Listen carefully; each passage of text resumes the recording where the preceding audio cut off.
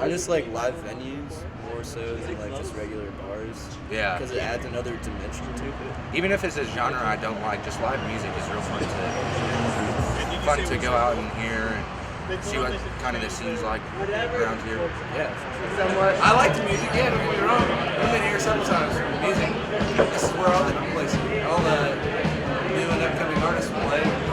Well, I mean, there's always been a mix of local and regional artists, and then national artists have come since we expanded this part up here. As you walk into the front door, that used to be Opie Taylor's restaurant, I don't know, 12, 13 years ago.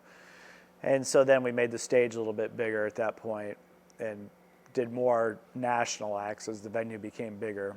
But we always featured local, regional, and national acts. It's been the Bluebird since 1973. We just celebrated our 40th birthday. Started by John Ross, and he sold it to his little brother Steve Ross, and I bought it from Steve.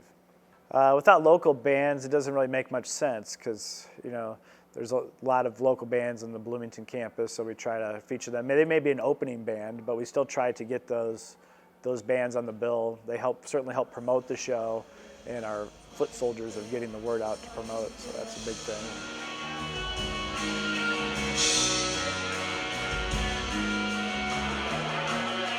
It's good to be back here with you, Indiana! Are you? Music's good.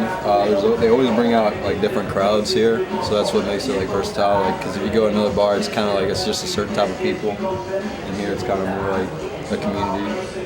More diverse, and it's chill. There's not fights or anything like that. I mean, there's other smaller places like the Bishop or Max's that does live music on a regular basis. But the Bluebird is, with the capacity size that we are and where we're located, it's the premier music spot in Bloomington. So, in the last few years, Mumford & Sons has been here, the Avett Brothers.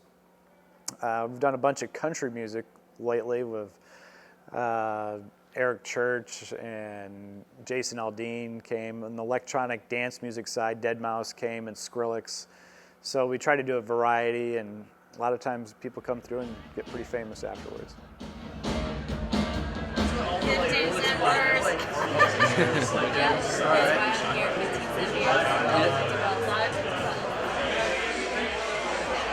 Well, Wednesdays are 15-cent beer nights. Yeah. It's a 1.5.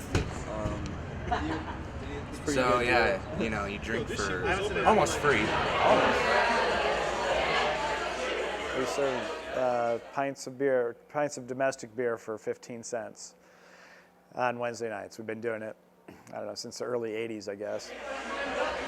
It's a way to, you know, it's kind of our college beer night, and so we'll charge $5 cover to get in. Typically, you're coming in to see the band, and you know, let's say that you don't know anything about the Bluebird or anything about the bands. And ideally, you come in here and you'll see a band and enjoy the Bluebird, enjoy the band, and then come back on a weekend and, you know, not have 15 cents. In all honesty, I like the grittiness of it. It's kind of like a old, dirty rock club, basically. So it's kind of has that nitty gritty feel. And the crowd's always fun too. So I mean, it's a lot of college students, obviously. So they're always a lot of fun. Usually a pretty good crowd every time, and it's a lot of fun. And it's a Wednesday night. I mean, the rest of the party on Wednesday night. Besides Bluebird, I guess you can't other places, but yeah, it's a fun place to play.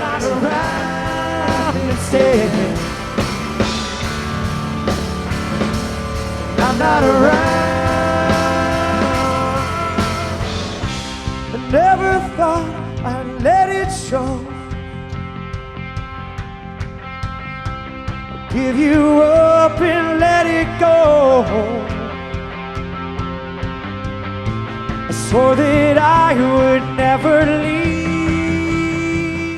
Oh, I mean, there's been other ones over time. There's been other places that do live music.